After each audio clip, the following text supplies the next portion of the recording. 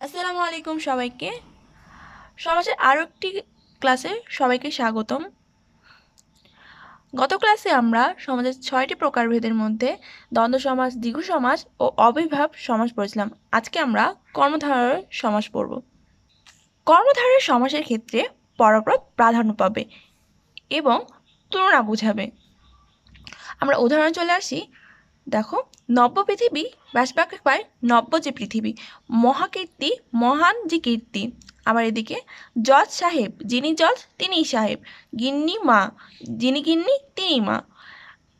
সাধারণত কর্মধারয় সমাসের ব্যাসবাক্যে আমরা যে যে পাবো কিংবা যিনি তিনি পাবো, এগুলো সাধারণ নিয়ম। এবার আসি কর্মধারয় সমাসের প্রকারভেদ নিয়ে। কর্মধারয় সমাস 5 প্রকার: সাধারণ কর্মধারয়, উপমান কর্মধারয়, উপমিত কর্মধারয়, রূপক কর্মধারয়, মধ্যপদ লোপী কর্মধারয়। এখন প্রথমে চলে আসি সাধারণ কর্মধারয়। সাধারণ কর্মধারয়ে বাকি 4 প্রকার কর্মধারয় সমাস ছাড়া অন্যান্য কর্মধারয় সমাস, অর্থাৎ উপমান, উপমিত, রূপক এবং মধ্যপদ লোপী কর্মধারয় ছাড়া বাকি সকল কর্মধারয় হবে তোমার সাধারণ কর্মধারয় সমাস।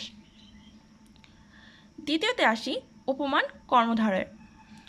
এখন উপমান কর্মধারয়ে দুটি পদের মধ্যে একটি বিশেষ্য থাকবে এবং অপরটি থাকবে বিশেষণ, এবং উপমান কর্মধারয়ে বাস্তবে সম্ভব হবে।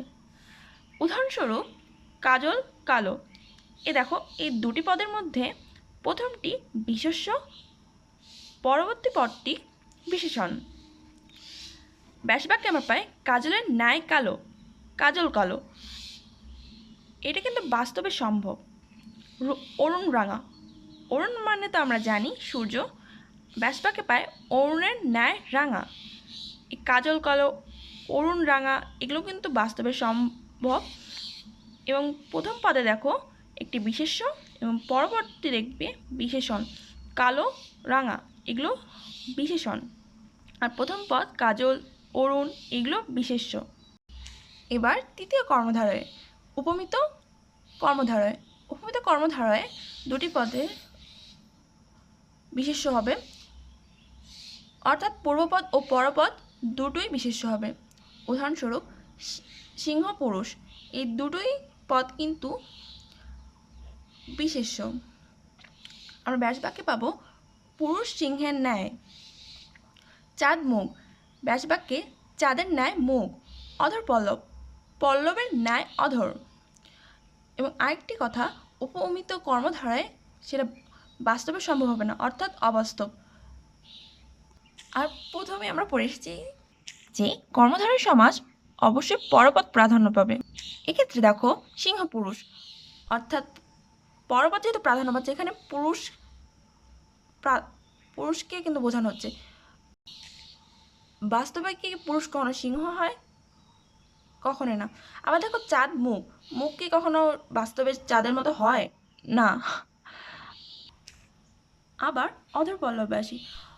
পল্লবের ন্যায় অধর, বাংলা ব্যাকরণে অধর অর্থ ঠোঁট, পল্লব অর্থ পাতা।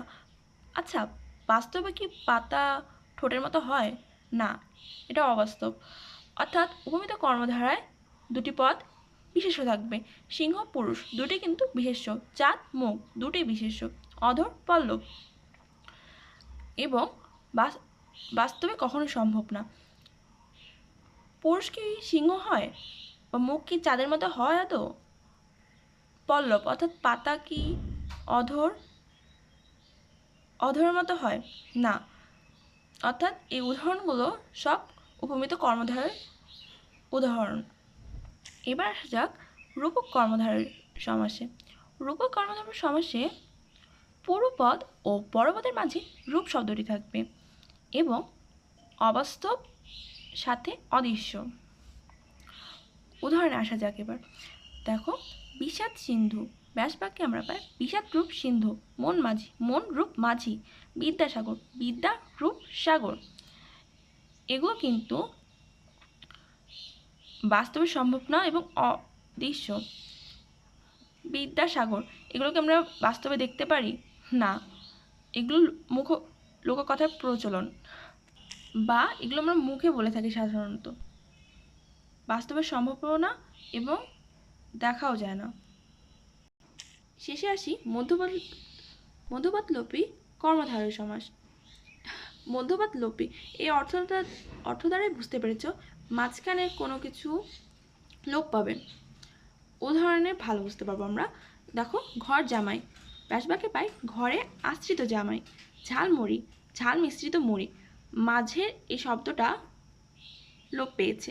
লোপ পেয়ে ঘর জামাই এবং ঝাল মিশ্রিত মুড়ির মিশ্রিত শব্দটি লোপ পেয়ে ঝাল মুড়িতে রূপান্তরিত হয়েছে। তো আজ এই পর্যন্ত। পরবর্তী ক্লাসে আমরা সমাজের বাকি দুটো প্রকারভেদ নিয়ে আলোচনা করব। তো সবাইকে আল্লাহ হাফেজ।